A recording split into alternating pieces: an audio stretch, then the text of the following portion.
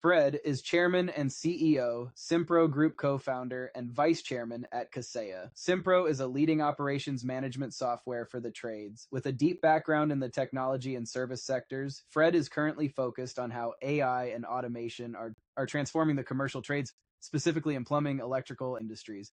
In this session, he discusses the tangible impact of AI on productivity, the future of commercial contracting, and why now is a pivotal moment for the trades to embrace modern technology.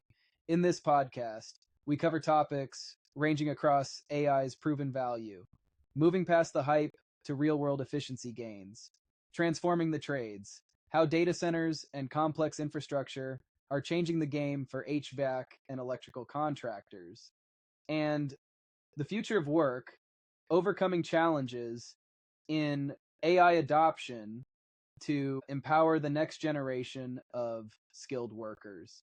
Here's Fred.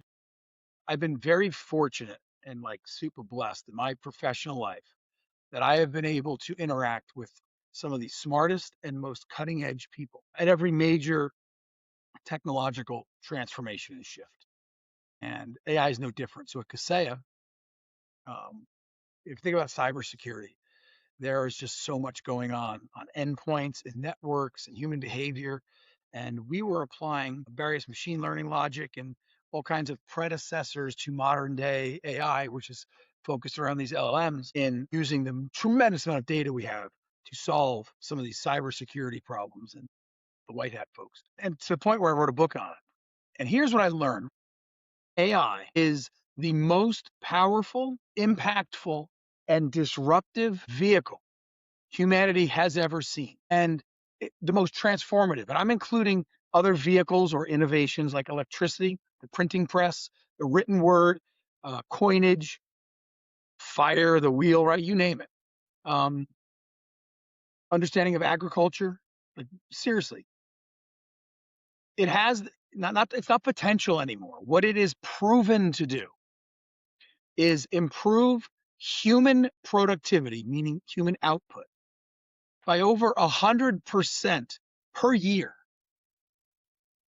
And within 5-6 weeks of adopting an element of human behavior to be done with AI. Now, to give that perspective, here's the nerd in me, right? Here's where writing a book helps, because you're forced to do all this freaking research. If you look at a modern transformation, say the personal computer and the computing age, human productivity increased an average of about 4% per year for 25 years as a result of the IT or the computer or the digital era. Mm-hmm. So it took, and that was the fastest pre-AI. It took 25 years for human productivity to double. That's amazing. That was never seen before. Yeah, I AI heard a did- stat once about like how the Band-Aid also did something similar back in like coming out of the Industrial Revolution. It was like the moment somebody could just wrap a Band-Aid and get back on the machine, productivity, jumped. Yeah. We're feeling this on the AI front, right? The large language models, and we refer to it as assisted software development. We don't really like the vibe coding term, although I think that's good for the public to kind of get what's happening. We're using all kind of assistive methods to, we just got out of a demo even earlier today where we were celebrating the fact that we deleted 100,000 lines of code in about 6 hours. It's cool, right? And right. And you're like, whoa, this would have taken 3-6 weeks, if we had kind of tackled it in conventional, sort of manners. And so we're celebrating deleting code more. We're celebrating generating more code than ever. We're iterating faster than ever. We built products 6 times over to rebuild and unbuild them and iterate. And work has never been more fun, Fred. Like building software is never more fun. You said it best, man. It is a rebirth. And I think when a lot of people think about AI, like the hammer's falling first, if you will, or you can argue that the hammer's benefiting first. Software engineering, publishing, things that are pretty, translation, things that are pretty basic. No, business wins right now. All businesses are just loving it. And what it's doing is we're realizing that machine, because AI is different than every other innovation, because AI does the work. Everything else was assisting people. AI does the work. So AI is better than human beings at just about everything.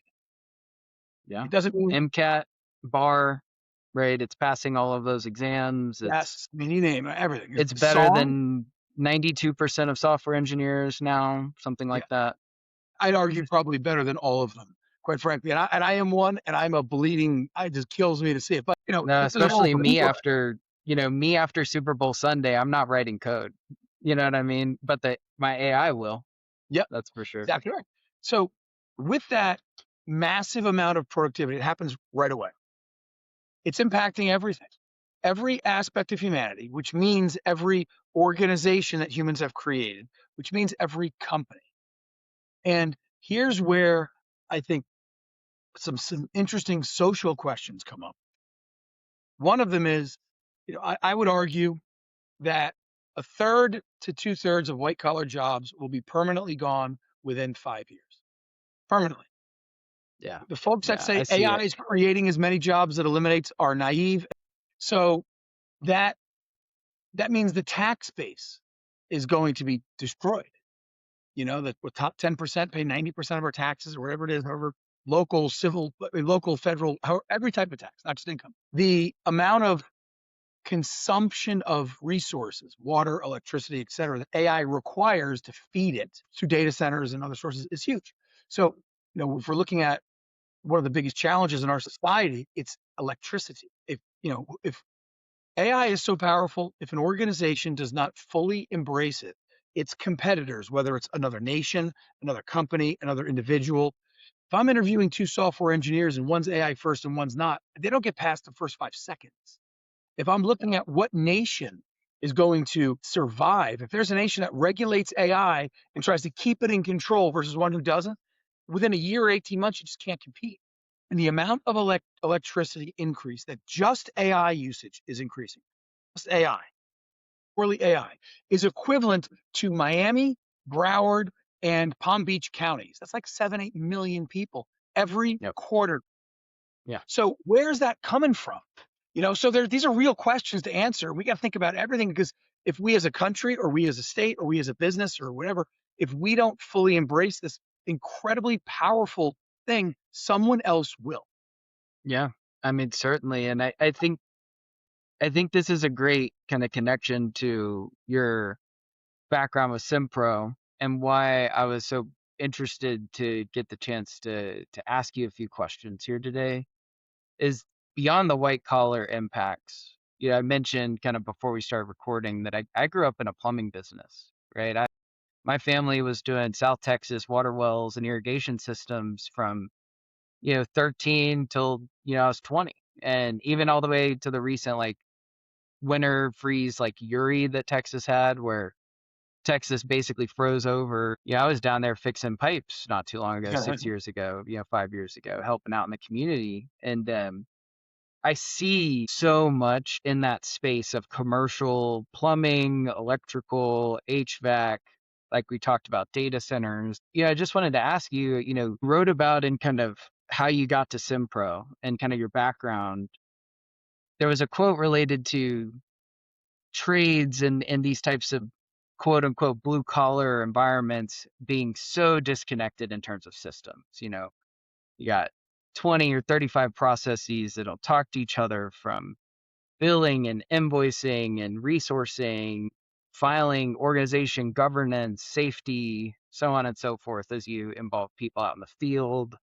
That, man, if I had ChatGPT, I would have tackled a whole different kind of way. I would have learned much faster on the job. I would have been able to explore more. So I just wanted to ask you, like, when it comes to not only the revolution that's going to happen on the white collar side, how are you seeing like the actual on the ground application of it? Do you have any projections there of like, think about the trades now that everybody has that intelligence and that power right here? What are they doing with it? What are workflows you're seeing, if any?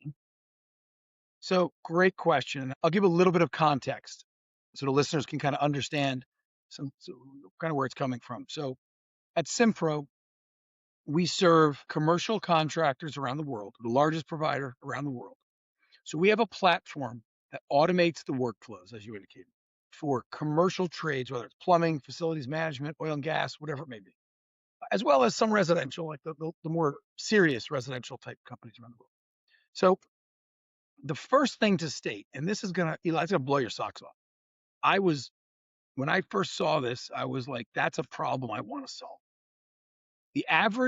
So when we think about trades, commercial contractors, they are the second responders of society, right?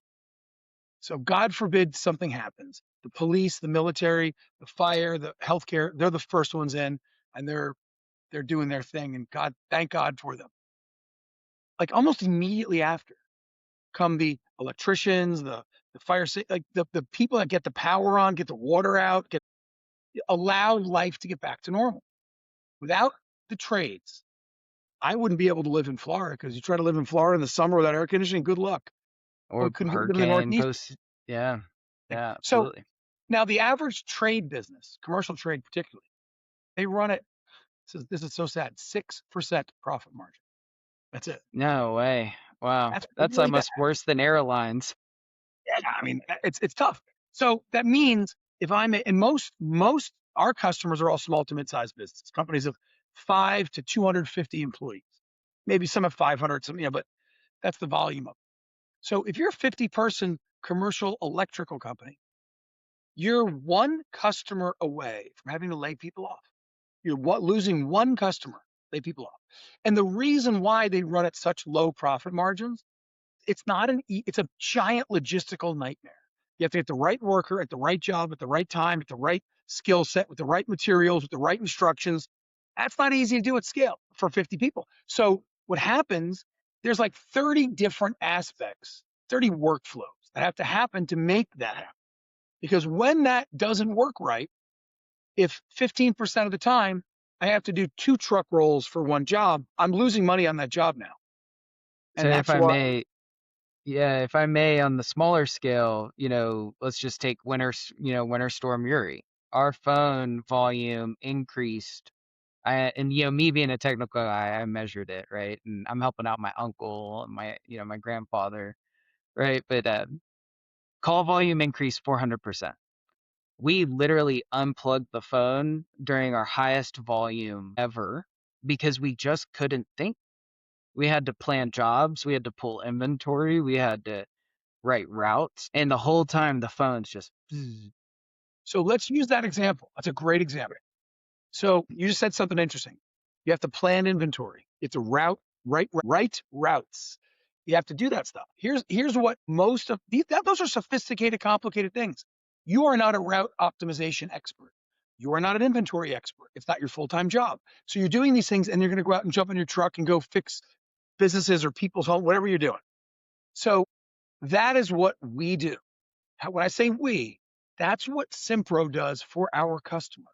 We provide about 50 agents, AI agents. So how much easier would you have had to unplug your phones if you had a full-time expert doing route optimization, a full-time expert doing inventory management, a full-time expert doing job prep, prepping your workers, a full-time expert doing billing and invoicing, a full-time expert doing every aspect, answering your phones for you. We build AI agents for our customers that the machine is the person answering the phone and scheduling everything and routing everything and making sure the field engineers are prepped right, everything. And we do it for 1/50th the cost of you hiring experts for that. So what that does is it allows allows our customers to go from 6% to 20% margin. Now, if the person's doing 2 million of revenue, instead of squeaking by, now they're making $400,000 a year in their pocket. They can afford to invest in their business and grow. That's the Amen, first, brother. Amen. so that's changing the whole industry. Changes it totally. It's awesome. And then where we're going, and we're starting to release this stuff now. This is super neat. And this is so the first stuff I describe is kind of the boring business person stuff. It's kind of the obvious, right? It's kind of the obvious. It's like everybody thinks, what are the repetitive tasks that AI is going to take off my plate? So yeah, what do you think next? Yeah, so what we're seeing now is, and there's a myth out there that trades like the actual jobs themselves, AI can't touch them. That's a bunch of crap. So the first thing that will happen, and we're doing it, is, for example, let's say I'm an electrician. A lot of the work electricians do is pretty complicated. So there can be a electrician with 6 months of experience, an electrician with 20 years of experience. The 20-year electrician costs a lot more than the 6-month, but they have a lot more work. We are building a wearable device that has all the sensory systems and all the history and every one of the 100,000 jobs a week that our customers do. All that data is in there, and our AI is telling the electrician what to do because they're seeing the panel they're looking at, or they're diagnosing the system with them in real time. So now that electrician, that work can be done by someone who's much less experienced, and they can do it 25% faster, right? We talked earlier about data centers. I had a data center company called Intera back in the 90s when data centers were like new. I wish I still had it because I'd be making a fortune now with it. Sure.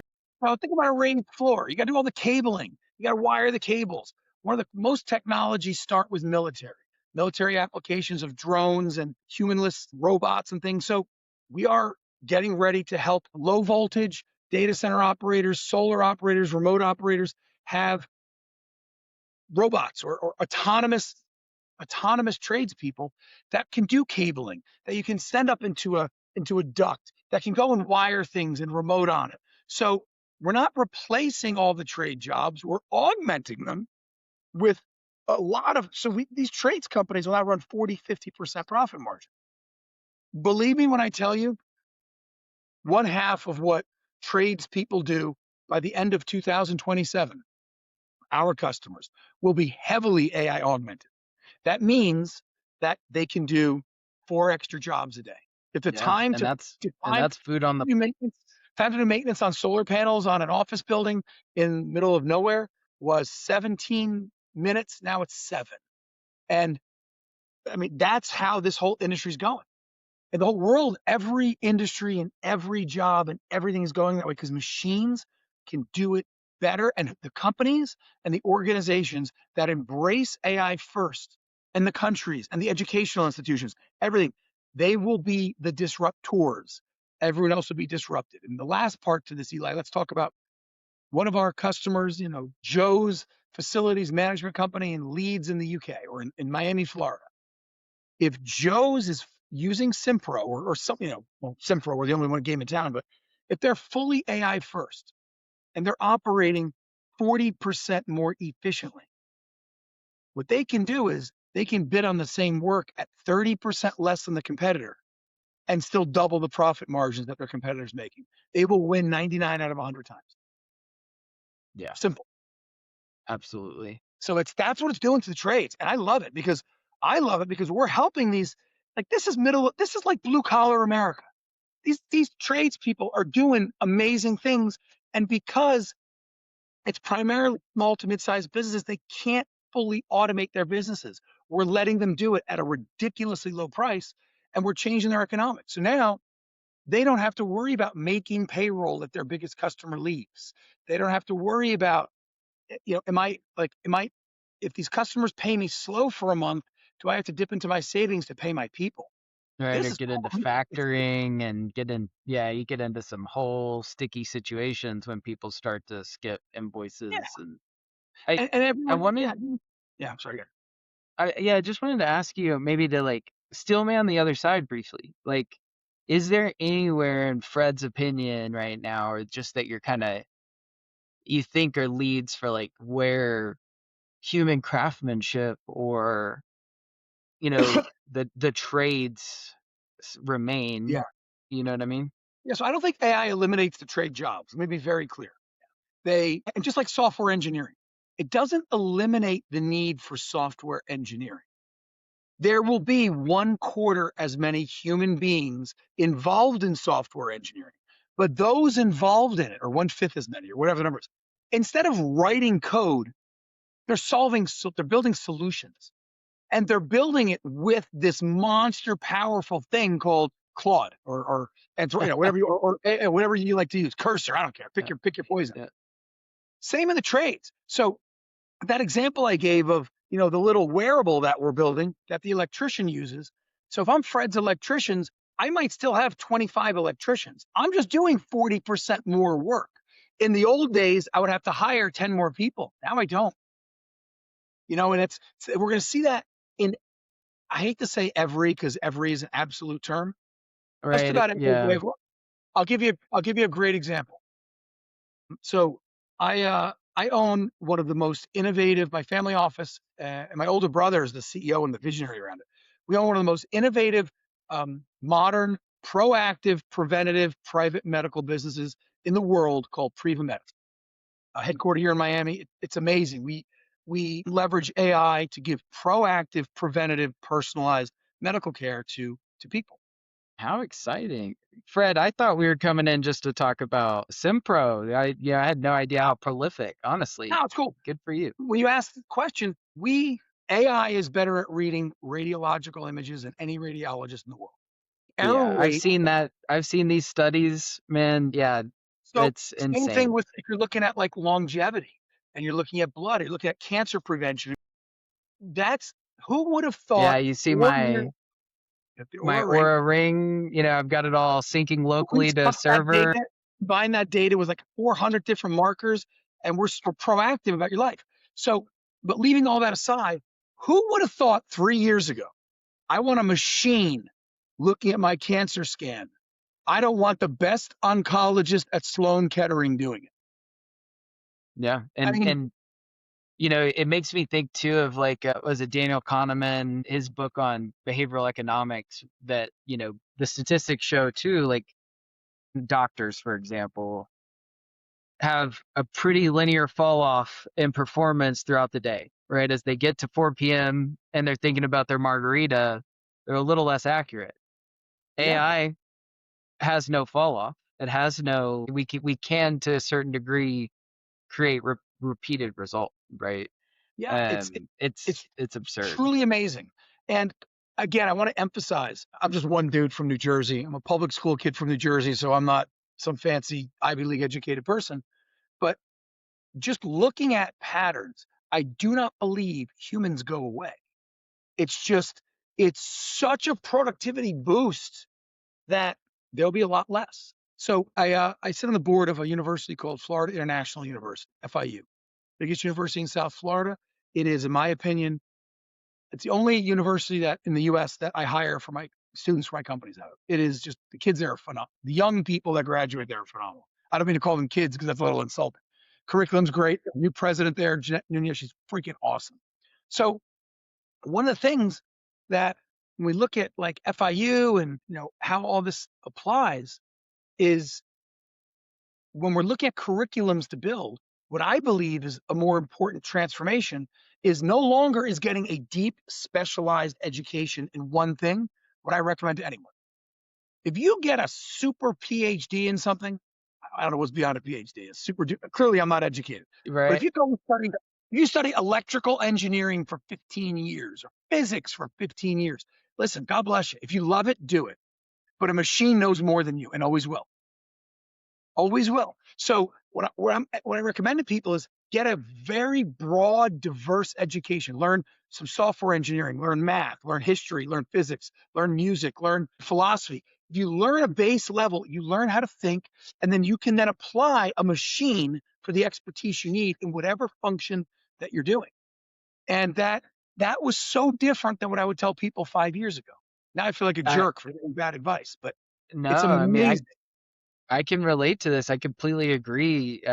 I left college with an architectural degree that was highly generalized. We did everything from product design, at the physical handheld industrial level. We did furniture, we did rooms and interiors, all the way to capstone projects of systems and services, HVAC. Right, I can run the computation on an entire building. Know it could stand up.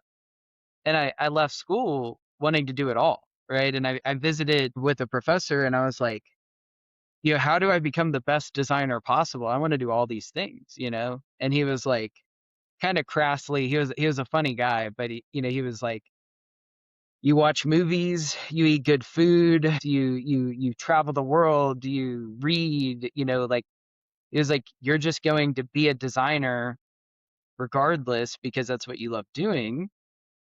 But you have to bring in not only software, but think politics, civics, ethics, all of it makes you more capable as an AI, like what we call AI managers, more than we do, say, like just your conventional software engineer, right? Yeah, I mean, I talk a lot about this, and I think the most important skill that people can have to be contributing members of the society in the AI era, how's that for a generic statement, is a diversity, and I don't mean like racial and social, I mean a diverse set of knowledge. So you can understand this much about a million things. The second aspect is being entrepreneurial. I don't mean that the people have to start companies. The skill set of entrepreneurialism is one where pivoting quickly, dealing with imperfect information, being able to jump in and out at the detailed level or a high level on 20 different topics, constantly thinking outside the box, not being restricted in how you approach a problem, and being solution oriented. And the tool is AI as a generic tool. It's so dang powerful that if you have that generic entrepreneurial skill set, I don't care if you are a teacher, a police officer, a soldier, you start a business, you work for a company, whatever you're doing, that will lead to the success because you can harness this agent and this powerful Yeah. capability. And that's the world's going to keep going there. I mean, exponential. Musk talks about, everyone talks about it, and we see it. Those of us that have been in this for a while, it is so, like yourself as well, Eli, it's so dang apparent. Yeah, absolutely. And this connects back to your book, in the coming disruption and the portions that have made it through. You speak early on about flattening, orgs, right? We just talked about how orgs are going to need about 1/5, of the capacity in terms of human labor to produce the same, if not more output. And you talked about the importance of being outcome driven. We know things like entrepreneurial operating system, like KPIs, rigor when it comes to what you track is ultimately what sort of sets the business's trajectory. Like I've seen countless of our partners fail on the entrepreneurial side because even though they're sitting on good technology, they don't operationalize the business. They don't put it into practice. So how would you, or how are you at Simpro tracking real growth, real profitability for your customers in the trades? Yeah. You mentioned throughput, volume. What else?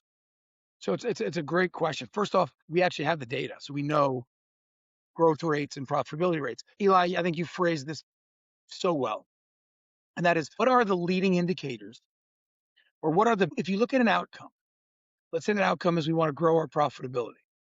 How do we deconstruct that outcome so that we know the building blocks for it, and we can influence those building blocks, and et cetera, et cetera, et cetera. So for the trades, I mean, there's several key factors. One of them is, how do we eliminate the need to rejob a job? What are the factors that lead to a rejob? I brought the wrong materials. I wasn't prepped enough. I didn't Yep, have the right. I didn't have the right part on the truck. That was our number one issue, Yeah. And that Yeah. is so easy to fix. And AI does it. Why? Because am I doing a standard maintenance call? Am I doing standard maintenance on am I doing a specific job call? Like, we automate, like, this is not a Simpro commercial, but my God, our customers have like 1/8 the rejob rate That's that they amazing. had before they went with us. And I think it's like, I don't quote me on this. I think it's like 2/3 of the time it is because the wrong material or the wrong part, or I want to phrase it. But we don't have that anymore. It's so easy to solve that. Another Man, issue I'll tell is the you, Fred, driving in rural Texas in an old 1980 Ford truck, rambling along, and you get 35 minutes out to a farm to fix a livestock issue because people are very serious, right, about their livestock.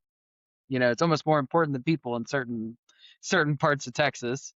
Hey, I'm with it. I'm an animal lover. I get it. Just to turn around, to go back and get a fitting, to just come back out in gas alone, thin margins down in Texas, it's a goose egg. It's a goose egg. You're screwed. Yeah. And Another great example, and you'll like this, Eli. I tell this as some levity, so maybe the listeners will get a little laugh out of this. So there are, as you can articulate better than I can, there are good jobs and there are bad jobs.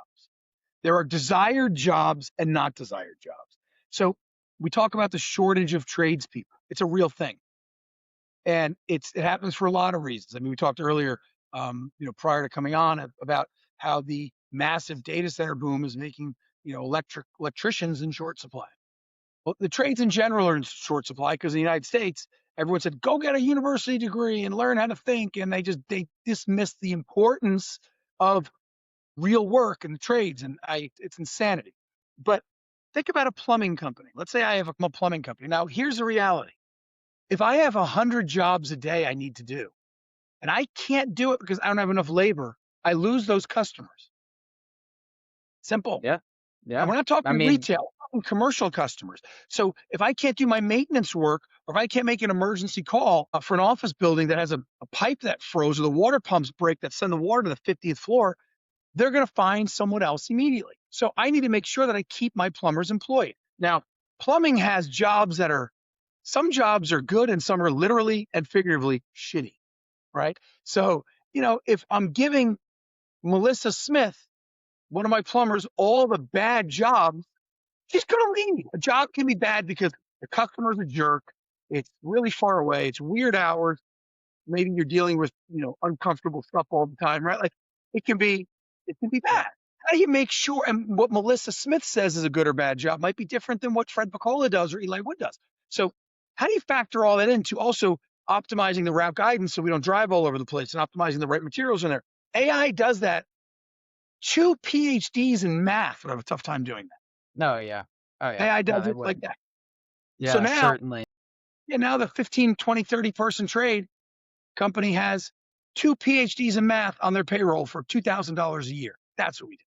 Yeah. And I want to briefly shout out my buddy Nico here in Denver is very focused on small market, more residential retail services, but he's going in, and I'm sure, folks listening and you are familiar with things like Naden and other like automation platforms. You're kind of like no code flow builders. Nico's going in and giving call support. He's going in and he's given, invoicing support, giving people booking help, calendaring, routing, all with no code builders so that he can leave them with it.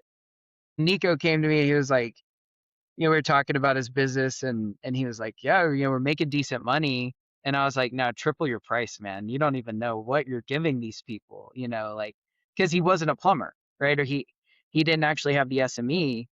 And I'm like, man, if you had given this to me, I know what we would have used back home. I'd pay you a bunch of money for it. Yeah, for sure. So shout out Nico, keep it up, man. Yeah, love it, Nico. Work. Innovate till you die, baby. It's the best time to be an entrepreneur. And he goes door to door, man. He's knocking on plumbing shops and HVAC shops left and right. Maybe offline you can give me Nico's information. Maybe I'll hire him.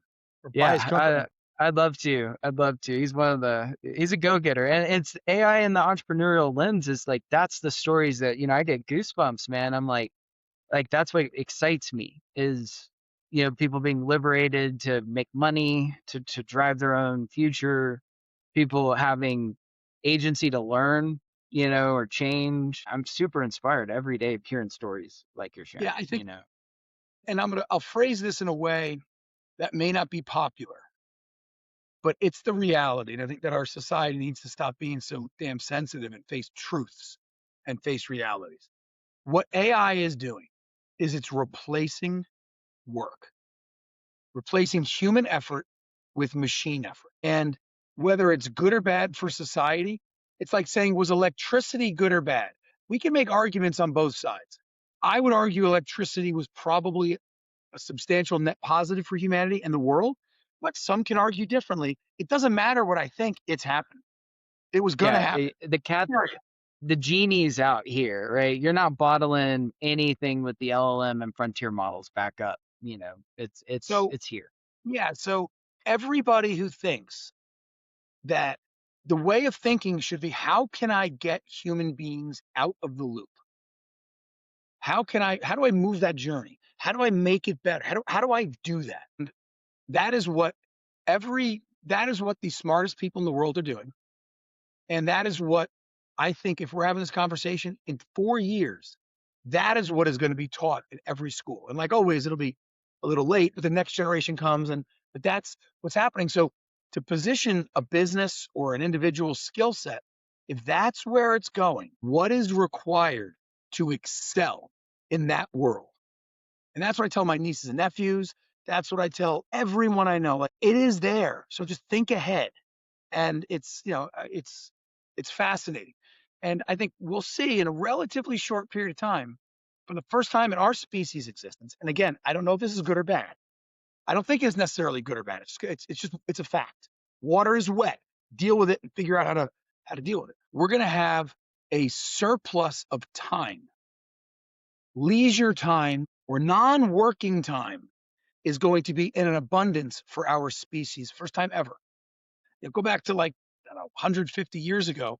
People were up at the crack of dawn and went to bed. Eating, The sun went down, working heating. just to get enough to eat, right? And we've kind of passed that as Americans, and in the Western world. Globally, we're probably at the balance where the output we're doing is allowing us to live our standard of living. It's going to go like this.